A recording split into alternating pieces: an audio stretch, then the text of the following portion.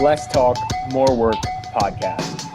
Please rate, review, and subscribe. Follow us on Instagram and Twitter at LTMW Podcast to stay up to date with all things Less Talk, More Work.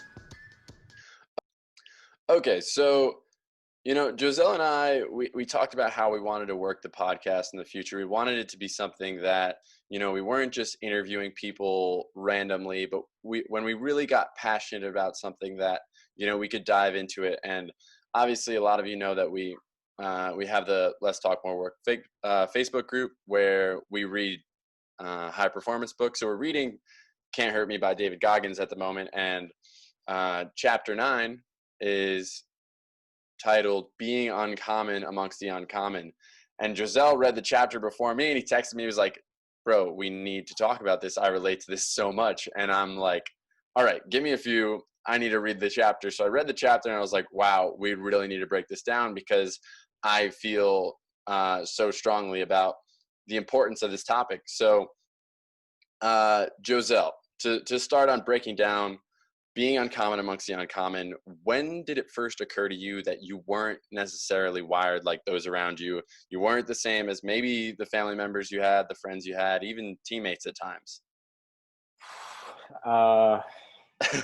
First of all, being the only child, I was just weird from the jump, But, no, I think now that I look back on it, again, addressing like being an only child, like you can only take what you see from other people or people you hang out with or those you look up to and like apply it to yourself, right? I wasn't really, I don't know. I found like that was the best way I could kind of mold who I was, just looking at other people, seeing what they did. I'm like, oh, it's pretty cool. Like let me try and replicate that. Or if I saw them being in a place where I wanted to be, like say a pro athlete or anything, my dad, things like that. Yeah. But in regard to the question, when did it first occur to you? I would say when I started taking soccer seriously. Yeah. When I was, I couldn't be separated from the ball. Like I just needed to, like as soon as school ended, or like, I don't know. I feel like when you want to take things to another level, you become kind of obsessed with it and you're in love with it. You will do anything to find a way to implement it into your life, I guess. So I think when I started joining more teams or joining a more competitive team like TSF or trying to find the next team to offer me more playing time or more time on the field, I think that's when I started realizing like my friends are hanging out, but I want to go train. Yeah. It's crazy how, I think we all have this realization at some point where maybe we don't all have this realization, but those of us who really find what we're passionate about at a young age, we have this realization where what we're doing, we feel so strongly about that they're willing to sacrifice the social component at times. Mm-hmm. And I felt that from such an early age, when I started to join multiple soccer teams, playing for TSF, playing for NASA United. I remember there was a time in 6th grade, I was probably like 10 or 11 years old, but I had just joined either TSF or NASA. And I remember there was like this, there was this party at the town lake that we grew up at for all the 6th graders in the town. And I had soccer practice and my dad was like, all right, what do you want to do? And I was like, I'm going to soccer practice. First of all, I mean, I felt more accepted being around my soccer teammates than I did in school at the time. So that was a huge component to it. But then at the same time, it was genuinely just what I wanted to do. And that kind of evolved as time went on because, and I'm sure you had these decisions too, but whether it was a 6th grade party or, hanging out with friends in 8th grade or I missed junior prom. I think, I don't know if we all did, but I missed junior prom. I remember telling one of our old coaches, Luis Mendoza, that when I was a senior, that I had made an NPSL team that we both played for, Morris County Colonials, but it was called Jersey Blues when you were playing for them. But I was telling him that I had my first game with them, which was a semi-pro team at the time. But my first game was also the same day that my senior prom was. And he was like, Eric, you have to tell your girlfriend you're just not like everybody else. And I was just like, Love it. I don't know if I can do that. So I ended up going to the game. Um, but this is kind of the thing where, you know, you really figure out what is important to you at those younger ages. The social component, which is also very important to, kids in terms of developing that emotional intelligence, so being understanding how you fit into a team socially, understanding how you fit into the world socially is super important. Um, but I would say, yeah, when I was like in sixth grade, that's probably the first time I started to really figure out, like, you know, I'm not I'm not wired the same as, all the other kids that just want to hang out, and I wanted to hang out for sure, but um there was an obsession brewing, and I didn't really understand how strong that obsession was. I think just going like thinking about dialing the clock back and back when we were in middle school, high school, like the social component changes obviously as you get older. And I think this is, I forgot who it was an interview like way back. I think it was either Daniel Sturridge or Sterling. And they were talking about like, yeah, all my friends are going out to party, but I know where I'm going to be a pro and I know this is what I'm going to do. So I'm going to, I'm going to make sure I recover and make sure I train and I make sure I keep focused in that high school age. And I think Yeah. that's where, personally for me, like I felt a lot of pull in both directions. I Hmm. didn't really realize till maybe it was too late, maybe in college, that I wasn't doing what I really needed to do to accomplish the goals that I set. And I we can get into that later, but we can touch on what we have here. You just kind of inspired me with that push pull of, I was in kind of two minds. I remember there was a time where I was playing for TSF, and a big group of my friends, we were away at some soccer tournament. And even when we were saying like differently wired from a lot of the teammates at the time, teammates that played in college soccer, that played Division I college soccer, that some had chances to play pro, some that are doing really good things. But there was a time, and there was multiple times where, you know, we were away at a tournament or we were hanging out at a party, and at that 14, 15, 16 kind of age group, guys start drinking, some guys start experimenting with smoking, and I was just like, oh, I felt so pulled in two different directions because I had already in my head discounted a lot of the relationships that I had formed in my hometown outside of soccer. So I was just like, I'm different. I'm different.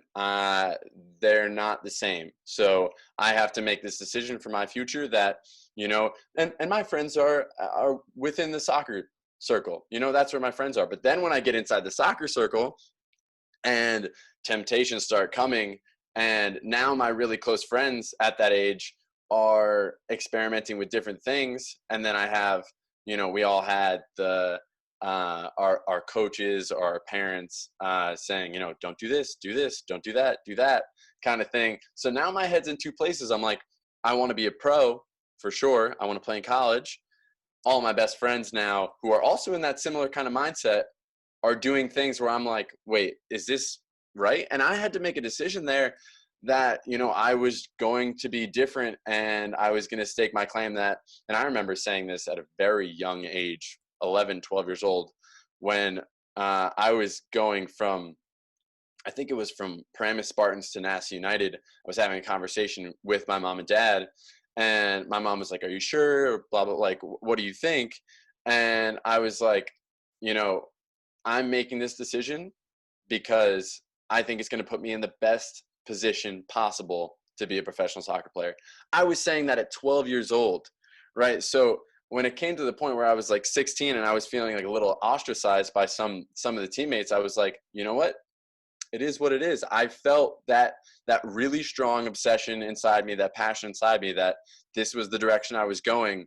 And and did it injure? Did it hurt some of the relationships I had socially? For sure, for sure. And you know, I think it was a Steve Harvey interview that I heard. But he's like, every time you level up, you're going to have to shed some people. Not everybody's going to come to the next level. And that doesn't mean when you move forward to leave people behind. That's not what I'm saying. But some people are going to level up with you, and some people are not going to. And you can't control other people's lives, and it is what it is.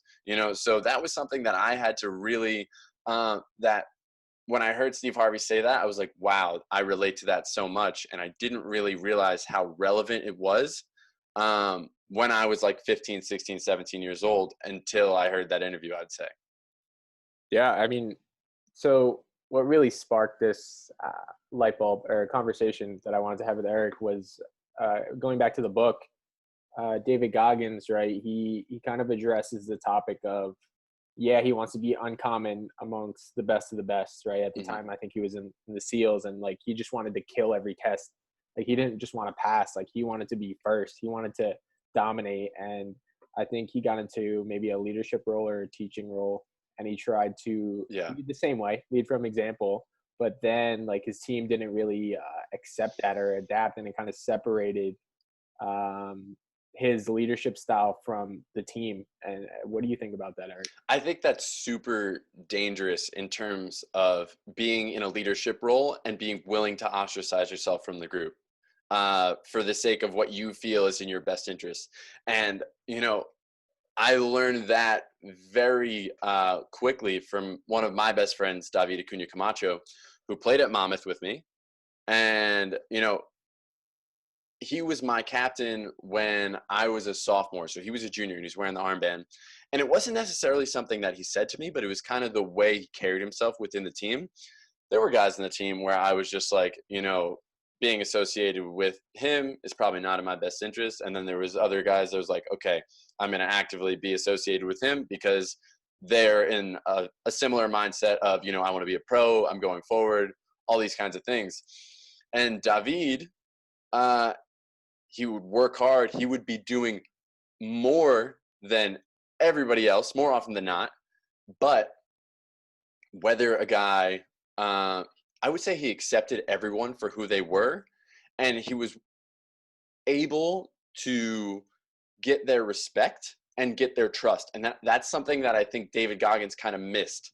So I think he had a lot of respect from the guys in terms of what he could do, but I don't know how much trust he had and how much compassion he had for those around him. Because for whatever reason, from the way he makes it sound, it seems like, he was very harsh on everybody because he was holding everyone to his expectations.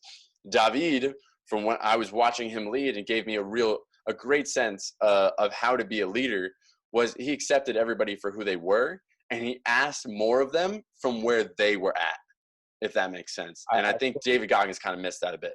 I think there's something to be said for someone who takes on the burden of leadership and the responsibility that comes with it. And they're not only like trying to improve themselves and wage war with themselves, but, they're able to fight other people's battles, or at least instead of just lapping a guy in a fitness test, you're like, hey, let's go. Right. Yeah. I think there's something to be said for someone that can take more weight or pull more weight or is willing to lend a hand, right? It's so funny that you use that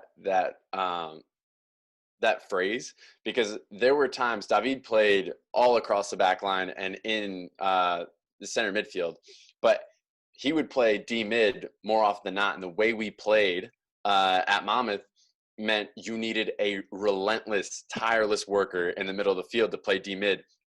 And he would say this jokingly at times, but he would be like, don't worry, guys, like, just put it on my back. I'll run till my legs can't move anymore. He actually did it. Just put it on. Like, and he was joking, but he was actually being serious. He's like, I don't care, guys. I know there's responsibility on my shoulders. Put the weight on my shoulders. I'll run into the ground. I don't care. And I think David Goggins had a lot of that, but at the same time, that compassion, that trust, I've said this before, players only know that you care, or they only care what you know when they know that you care, right? So David Goggins kind of lost that, right? Because he had that, okay, we respect what you can do, but do you care about me? Yeah. Right? How am I going to trust you if you don't care about me? So, and I can't speak from the perspective of a military person, but in terms of getting buy-in and really leading people in a direction, you need to care about everyone. You know, whether you agree with how they live their lives or not, you need to care about them so they can feel like you believe in them to succeed. Yeah, I mean, now as a business owner and then a coach in soccer and in the gym with strength and conditioning, like that's like the number one kind of thing. Like results can happen regardless. Like Yeah. anybody can give you a piece of paper with a program on it, but like who will bring that to life? Who will make you a better person in the end? Who will really develop a relationship with you? I think that speaks a lot to coaches and how much effort they're willing to put in to lead. You know, not only by like setting a good example, being professional and all that, but leading the people with them. Like as you try to grow your team, as you try to elevate your team, you know, you're looking at every individual and you're like, hey, let's go. And I think that's what really makes you uncommon, Mm-hmm. right? I think, you know, you want to say anybody can get out on the road and run themselves into the ground. It takes an incredibly mentally strong person to have the level of consistency that David Goggins had and put themselves through the level of pain that David Goggins did. And to an extent, he is to a T, he is uncommon. But being able to have that, he's uncommon as an individual. From what I can read, I don't know him as a person. All I know is what I'm reading. That's the whole context I have, you know. But being uncommon amongst the uncommon as an individual is easier than being uncommon amongst the uncommon, but also being a leader, right? Because you can ostracize yourself and there's no real repercussion, right? It's like, okay, I'm going to grind. I'm not going to hang out with the guys. I don't need to care about who's to the right of me or who's to the left of me because I know that I can run 400 miles without stopping, you know? But when you need to make sure that the guy to the right of you and the guy to the left of you is doing their best because you rely on them, that makes things a whole lot differently. Mm-hmm. And, you know, it's as I say that, you know, he was working on a team. You know, when he was with the SEALs, when he was at Buds, he's on a team. But something about, you know, and what was it? The first round of him at, was it Buds where they lifted up The boat.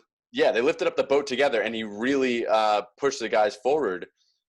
I think it was you know, he was successful in that sense when he was part of the team. But then maybe when guys are looking at him and he's seeing guys that, you know, maybe aren't as bought in, and that's when it's like, okay, I need to have a certain level of emotional intelligence here to be able to lead the guys that aren't like me. And then it goes back to like, you know, those guys that are the closest to you. So I have had, you know, in terms of leading at Monmouth, I wasn't in a leadership role at DC. I was in a leadership role with Marmarek and with TFC2. And there's been guys where I'm in a similar position where I'm like, you know, I have the majority of the group. I have the majority of the group's rapport. I have their respect. I have their trust, right? But then at the same time, there's always going to be that 1, 2, maybe 3 or 4, depending on the squad size of guys that, you know, you're just not really that close with. So then how do you get closer to them? How do you impact them? So something I've done is, you know, I'll take somebody that I feel can bridge the gap between the two of us or the three of us and say, hey, I really need this from you. I really need, you know, somebody who I feel has respect for me and I have trust within them, empower them to say, hey, I need you to have this leadership role within that group of players because you connect to them better to me or better than I do. And I think, am I literally leading them? Maybe not, you know, in terms of saying words or you know, sitting down and having a coffee with them or things like that. But, you know, you're kind of, and you're putting other people in a position to lead. And I think that's what really good leaders do. They empower their followers to lead, Yeah. you know? I mean, showing that you trust them in the first place and delegating responsibility to them is like, whoa, you actually think I could do this? Like, I'm in it, you know? That I think that speaks a lot to the leader if they trust their team like that.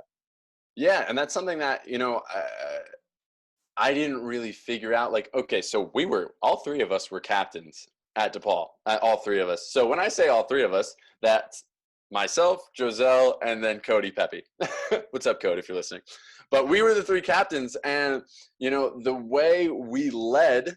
I remember we would talk about, like, oh, so-and-so's killing us. So-and-so's killing us. But Yeah. did we talk about how to bridge the gap? You know what I mean? Did we ever talk about how to bridge the gap? And that's kind of the evolution of a leader. Maybe that's something that David Goggins, who was, the epitome of uncommon, who is the epitome of uncommon. Maybe that's a way that you can connect to, somebody within, what was it, Navy SEALs, that he wasn't really connecting to. Find somebody who kind of bridges that gap for you and empower them. And maybe that brings them a little bit closer to you, Mm-hmm.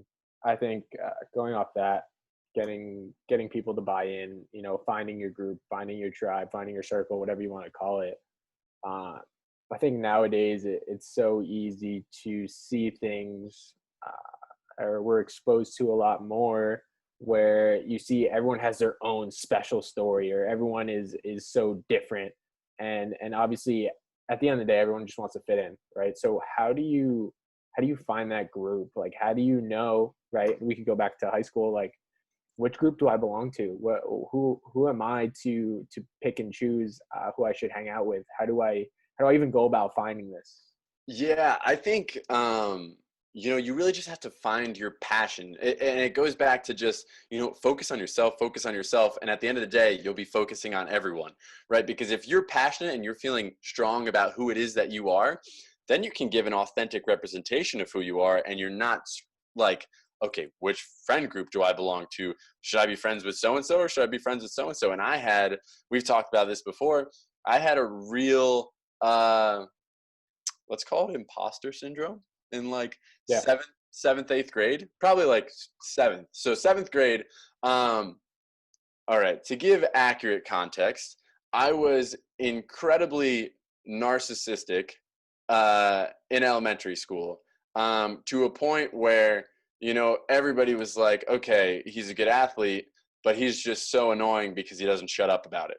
So Accurate. it got to a point in fifth and sixth grade where I just completely ostracized myself from most of my elementary school, because I was starting to do well in soccer. And I was just like, I'm totally fine because I got TSF and NASA, and that's where my real friends are. You know what I mean? That's where my real friends are.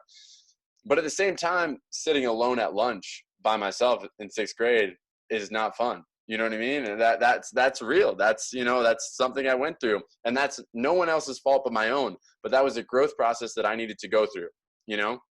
So we get to seventh grade, and in West Milford, seventh grade is a different school. So that's middle school. Seventh and eighth grade is now middle school. So I'm in seventh grade, and I'm like, no matter what, I'm not going to sacrifice who I am, but I'm not going to not have friends. So, so I was like, I can't do this as a fresh start. And I needed a few fresh starts, honestly. So, fresh start, middle school. All right, that didn't work. Let's go fresh start and go to DePaul and see if that works. So seventh grade, I was like sitting at lunch with kids who were, smoking weed at 12 years old, 13 years old, and getting in trouble, and that was fun, and guys that didn't respect me, didn't like me, but I was just like, I was kind of like a straggler. I was like, haha, yeah, that's funny, that's great. To give you a context, like, let's say some like apple juice would spill on the table, or like there'd be crumbs on the table, some of the kids would just snort it up like as a joke, and I would just be like I'm wide-eyed, like, what is going on right now? And I was like, but I have friends. What are friends? I have no idea. At seventh grade, it was a nightmare. And then, so that was seventh grade, and it took me like all of that year to really be like, you know what? I don't know if that was for me. So then I kind of wound back the clock. I was like, all right, let's not be such an asshole and so narcissistic like fifth and sixth grade, where I felt like my shit didn't stink. But, let's also not just be grappling for anybody who's willing to be friends with you or have you around, right? So, and at that time, Coach Steve at DePaul started to come in, and then I was full on like, you know what? I'm just going to ostracize pretty much everybody and focus on me. And there were still friends that I had in town, and I was just so focused. So there was a park across the street from my house, and I was so focused on, doing so well at DePaul and for TSF that I was at the field every day. And the few friends that I did have, the only place they would find me is at the park. So it's like, all right, where's Eric? Have you checked the field? That's where he is. So to find my friend group, to really feel like I was, you know, around people that genuinely cared about me, I needed to genuinely care about myself and put the most authentic version of myself out there. 7th grade, that's not what I was doing. 8th grade, kind of.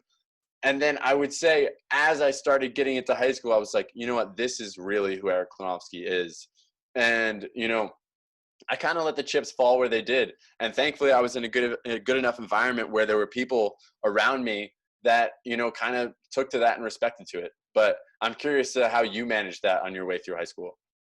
I mean, high school, I don't know. I think we talked about this before, but I think I wanted something, but my actions didn't match what I thought I really wanted. Like, I think I was kind of lost during this period. Like, I always wanted to be like this. Going back to being an only child, like, I always just wanted to be liked. You know, I just always wanted to fit in. I wanted to be that cool guy. I wanted to be, oh, that's Josel. Like, oh, I want to talk to him, bro. Like, I don't know. I just like to put myself in that kind of light. And maybe I was always fighting to get that in high school. Maybe I got it. Maybe I didn't. I don't know. But I think I kind of lost sight of, hey, do I want to play college soccer at the highest level I can, or do I want to be Josel well-liked, right? Mm-hmm. So I think it was kind of an identity thing, and I don't know. I think at the end of the day, if I could talk to myself back then, at the end of the day, like, if you really commit to who you want to be and what you want to do, right, the friends who are really your friends will still be there, right? They'll still understand, like, hey, man, do what you need to do. I'll still be your boy no matter if we don't hang out or whatever, you know? That is you just sparked such a thought. So obviously Josel and I went to high school together, and I got into a committed relationship my senior year. And before that, it was, you know, Josel, Cody, and I is us three, and Kevin, not forgetting Kevin. Kevin, you're in there too.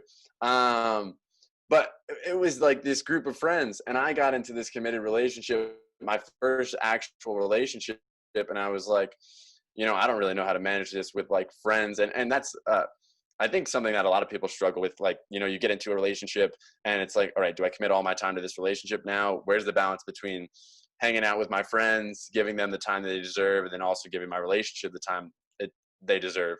But I got into this committed relationship, and it was like all the time hanging out. And there was a time in that where a lot of my friends were offended with that. There was like a big blow up where it's like, you know, all right, we're not, you don't want to hang out with us anymore. We're not going to be friends. It was such a high school thing. But, you know, Josel, and this stays true all throughout our lives, really, since we've been like 12 years old. You know, there's times where we've drifted. There's times where, you know, our lives taken us apart, but it's kind of like we both have respect for what the other one's going through or doing. So we're just going to like, yeah, we'll let it ride out, and we'll be back at some point, and nothing's really going to change, you know? And I think my closest friends in the world, yourself, Kevin, David, Rainier, I'm sorry if I missed anybody. But like my closest friends in the world, there's times where we do drift, you know what I mean? But we all have respect for what it is that we're going through. And I felt like that's how I really found that niche is, you know, maybe it's not that I'm going to have this group of 15 friends from college, or this group of 15 friends from high school that we, you know, we come back home and it's time to go down the shore and get wasted. You know, it's just, you know, I have 2 or 3 really good friends from this stage of my life. I have 2 or 3 really good friends from this stage of my life. And what that does is give me a friend group that, you know, is spread out all over the world. Like Rainier's in Colorado, David's in Costa Rica, Kevin's in Australia, you're in New Jersey. It's like everybody's all over the place. I'm in Toronto. So my closest friends in the world are my farthest friends in the world. But putting my most authentic self out there what it does is it doesn't give me 100 pennies. It doesn't give me a bunch of friends all over the place. And that's not to say that I don't have like a good amount of friends around the world. It's just, it gives me, being my most authentic self gives me those really authentic relationships that I think a lot of us yearn for. I think for no matter what age you're at listening to this, high school, college, maybe you graduated, right? It's finding those people that understand who you want to be and like are cool with it. And I think that lets you, just knowing that Eric supports me, that means like, okay, I didn't talk to him for this past month, but he still believes in what I'm doing, and we're still gonna, be cool with each other. And going back to the trust, right? Just knowing that you trust me and you believe in me and what I'm doing, and you won't take it as a negative kind of thing if we don't talk. That means so much to me pursuing, the best Josel I could be. So I think 100%. Like for I anybody, I yeah, have anybody listening, friends that, we have friends. I'm sure that a lot of us have heard this conversation before where it's like, oh, so and so hasn't texted me in so long. Oh, if they don't want to text me, I'm not going to text them. Whatever. You know what I mean? It's like, who cares? don't Yeah, there, you know what I mean? It's like, no, I just have a million things going on. yeah, So can you respect that I'm trying to, move forward in my life, right? So, and you sparked an idea in me, like, okay, all of us empower each other to be better, yeah, right? So it's like, it's not just having a circle of friends. That's what happens when you put your most authentic self out there. You attract people who are of a like-minded thought process, right? So we're not just like, oh, let's go to the bar, let's do this, and nothing wrong with going to the bar every now and again, but it's not just you know casual friendships, relatively, but we're empowering each other. Every time I talk to Rainier, it's, how's this going? How's that going? I talk to you, what's next? How are you moving forward? I yeah. talk to every single one of my friends, and it's, oh, you just bought that house. You just got a new job. Are you happy? Are you happy in your job? All right, you're not happy? Let's figure it out. Kevin and I we were driving from Herzliya, which is about 20 minutes north of Tel Aviv in Israel. We're driving out east to Jerusalem. So when I'm in Israel, and it's a 2.5, 3 hour drive, and we're having this conversation about just life in general and how we go about finding happiness, really finding our purpose. And Kevin's like, oh, I'm doing this. I don't know. Is this really my passion? Is this really my passion? I'm like, whatever it is, you need to try things, right? You need to figure it out and put the happiest Kevin LeWare into the world, right? So, and what that culminated, we have a very an extensive, strong conversation for about an hour and a half going to Jerusalem. And where is he now? He's in an amazing job that he enjoys. He's living in Australia. He's married, and I bet if you ask him, he's happier than he's ever been, being on the other side of the world. You know what I mean? And that's the same token for so many of my friends. When we're in high school, did I have any idea that maybe the happiest I've ever been was going to be in Toronto? I hadn't even thought about it ever. You know what I mean? But when you're putting your most authentic self out there, and you're not judging yourself for maybe the SMU thing, getting my scholarship pulled, or having these knee injuries, when my identity isn't completely wrapped up in the sport that I play for the athletes out there, and I have this inner circle around me, then I'm uncommon amongst maybe the very close people around me, like literally. But then when I have yourself, and then everybody that I listed before, it's like, okay, now I'm starting to find a little bit of commonality, and we're starting to really accomplish things as a group of people. Uh, if you're a competitive athlete, if you want to be the best at whatever you do, congrats, you're already above average. Like, that's good. Now, say you don't have people around you that support that, or maybe they don't understand, or maybe they don't take it as serious as you. What do? You go find those people, right? You go. I just started a business. So what do? I go talk to business owners. Like, I never had friends like that, and I've made so many friends through seeing like people I want to be like, or people that are doing what I want to do, and I go talk to them. You know, I never was like that for sure. Like me and Eric talk about like all the time. Like I don't know how to, I didn't know how to approach like building relationships like that, but now like I see that if I want to be a killer, I need to be around killers. You know, not saying like completely cutting people off, but I think it's having that conversation like, hey, I need to do this, or hey, I want to be this person. Do you get that? And I think that kind of that's the balance for me. I think, you know, maybe friends I don't talk to all the time, they know what I'm doing, because I Yeah. like, hey dude, you know, I'm spending more time here.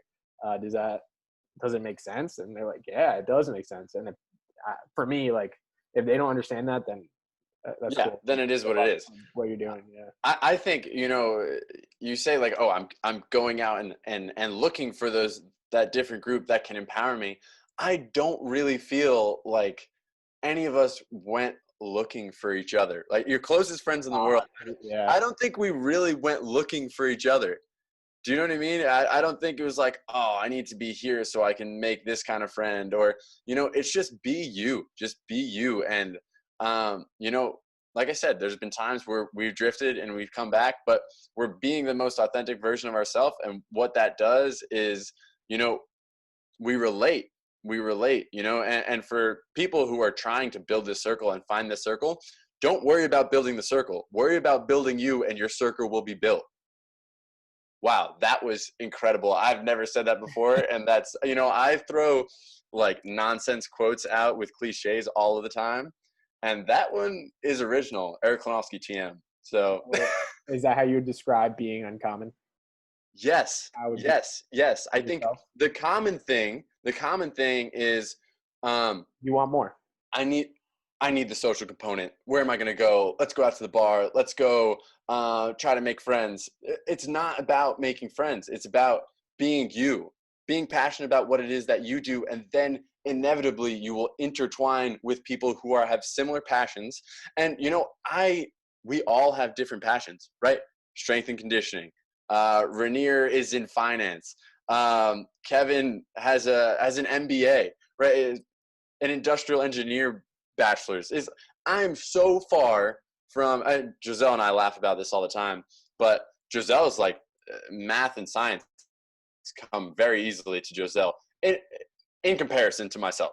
So when I was in high school, like I would have to stay until like 5-6 o'clock with my chemistry teacher just so I could get a C minus so I could pass, because I just so really didn't understand it. So all of my closest friends, we all have different passions, right? But there are commonalities amongst all of us. There's respect, there's passion to be better, there's passion to you know, move forward in life and empower each other. And I think, you know, just putting that happy version of yourself out there, and what is happy, how do you become happy? You need to be passionate about what you're doing. You need to wake up and be like, I can't fucking wait to do this.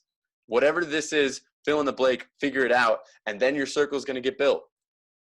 For me, the uncommon part comes before, you know, having your circle, or you know, connecting with the people that Yes. you need to be with. I think it, for me, this is my process, like accepting who I wanted to be, and accepting that like this is what I love, man. Like I can't stop thinking about it. I need to keep going with it. And if people support it, awesome. If they don't, like it is what it is. But I think it's important for people out there not to just like want to be different, but to be accepting of why they are different, or what sets them apart, and kind of really embrace that, to, like you said, be the most authentic that you can be. But that won't happen unless you really accept with who you are. Well, and that comes with something that we've both taken on, more self-reflection and being active about how you're going to get better. How are you going to, you know, reflect on who it is that you are and the things that you like and the things that you don't like. How are you going to go about it? So that's something that we've tried to create with the Facebook group with Let's Talk More Work, right? So we're trying to, and it's not just soccer players in there, right? It's all kinds of people, but people that have similar ideas in terms of, you know, it's not like stringent, but people who want to be better, Yeah. people who want to empower each other, people who want to do more than the bare minimum and leave their growth up to randomness. That's one of my favorite lines. Don't leave your growth up to randomness, right? And that's one of the reasons we've created this group, is to try and build a bigger culture, right? Build that culture of getting better, just getting better in every aspect of your life. And that's one of the reasons we built the Facebook group, I would say. So going off the self-reflection and going off accepting yourself to, put yourself in the best position to be not only successful, to be authentic, to be around the right people, how do you, as an individual, go about that accepting kind of that process? Like, what's the difference between, faking it till you make it and actually positive self-talk and believing and working towards, this ideal person you want to be? How would you? The difference for me between faking it till you make it, a false narrative, and then positive self-talk. I mean, a false narrative for me, that's like, I love this line, act your wage. You see it so often. People get that first job. Gary Vee always yells this at me on Instagram. Like, there's no sense in going out and buying, a $300 belt. That, to me, if you're making $4,000 a month, $3,000 a month, and you're going out and spending $300 on a belt, on a pair of shoes, for what? For what? Right? You're not thinking long term. You're not thinking long term. You're trying to fake some kind of, maybe it is that you just really like fashion. That's a different conversation. Yeah, that's fine. That's a completely different conversation. But if you're trying to do it because you're trying to be accepted or look cooler amongst, people that at the end of the day don't really care about you, right? So what are you actually doing? And that, I think, is doing things that build a false narrative of who you really are.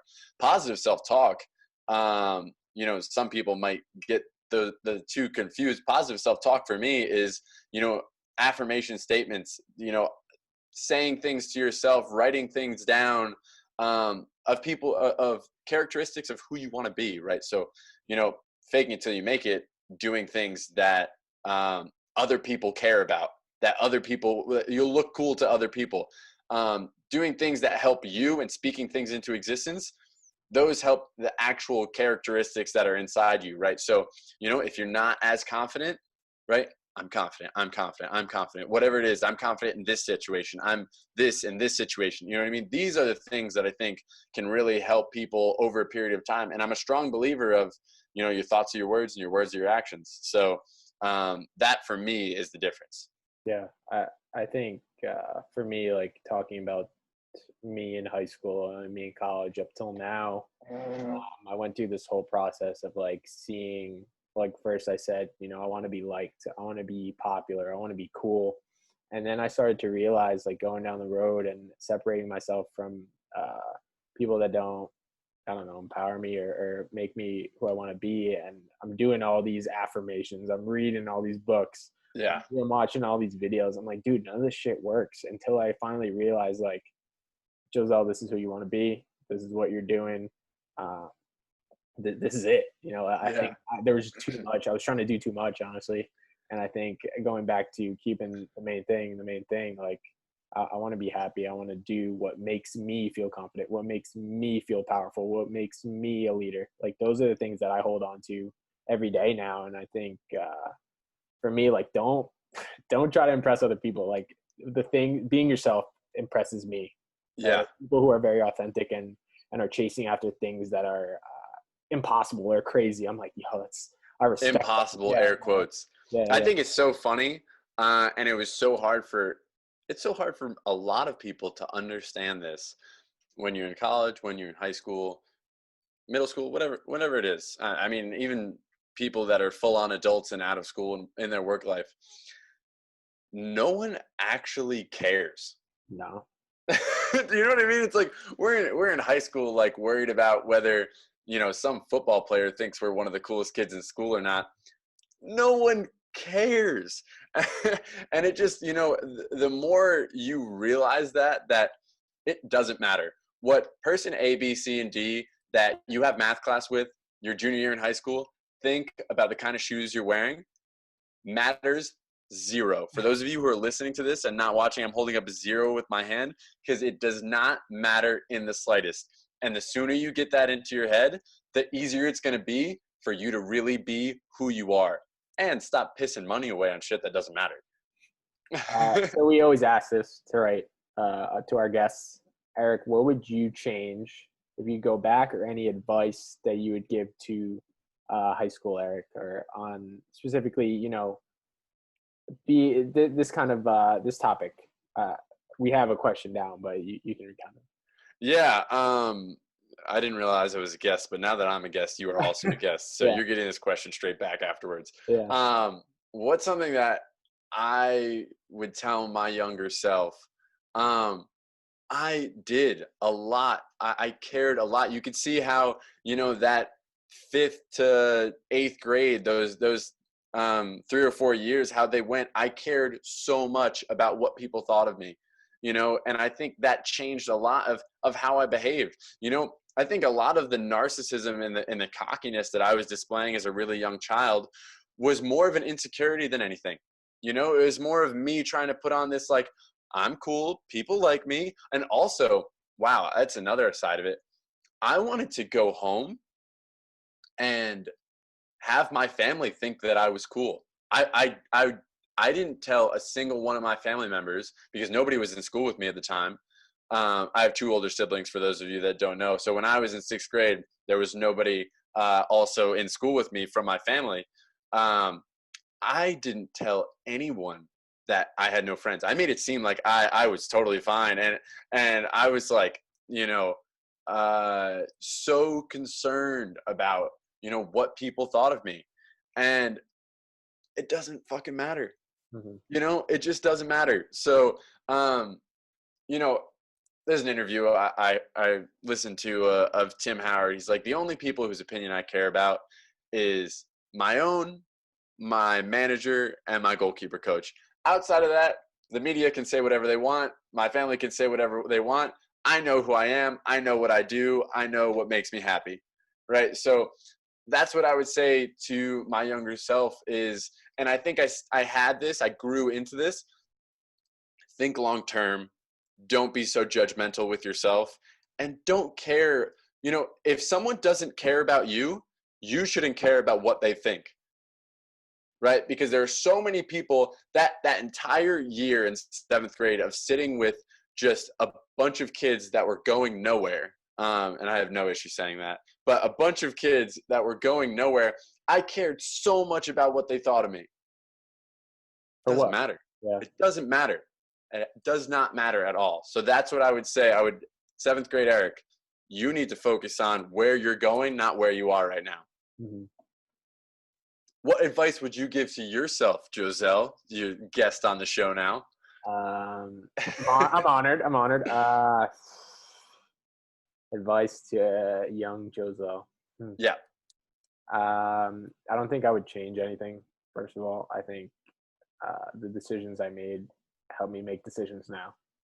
But I would say, like, kind of what you said, accept who you are, accept who you want to be, embrace it. I don't know. I'm not really big on, like, turning the time machine and going to talk to myself, because I don't want to mess up what I have now. But we didn't really touch on this, but I think I was cruising, through high school. I didn't want to, since I wanted to be cool, I didn't want to act like I cared.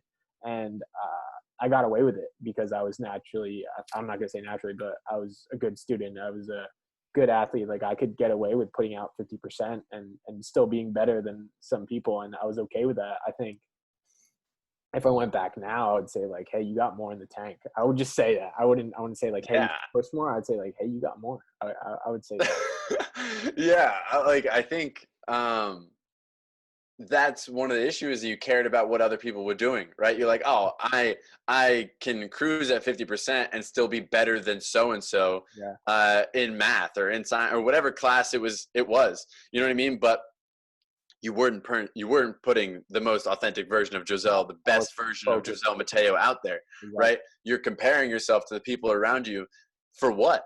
It doesn't make any sense. If you were just going home and saying, Was that the best version of Giselle? Okay, no, that wasn't. Tomorrow it's going to be. Mhm. Tomorrow it's going to be the best version of yourself, and I agree with you in terms of changing the past. Does the exercise serve that much of a purpose because we're so thankful to be where we're at now? No. Yeah. But I still think it's good information for younger people to hear, or people in general, because there are going to be some people listening to this who are at the same age and dealing with similar things that we dealt with. That's right. So that's the purpose of the exercise. Maybe not completely relevant for us, but also reflecting in general. Reflecting in general is important. But I think we hit on a lot of stuff. Joes, what do you think? That's it for me. Be around people who give you purpose and push you to do more. That's it. Yeah, be around people who push you to do more. Those people will come if you are the most authentic version of yourself and you really find your passion. So devote yourself to finding your passion, finding your purpose, and they will come. Don't stress yourself out about it. Don't compare yourself to other people. This is how it should be, in our opinion. Let's talk more work, guys. We're out. Less Talk, More Work podcast. Please rate, review, and subscribe. Follow us on Instagram and Twitter at LTMW Podcast to stay up to date with all things Less Talk, More Work.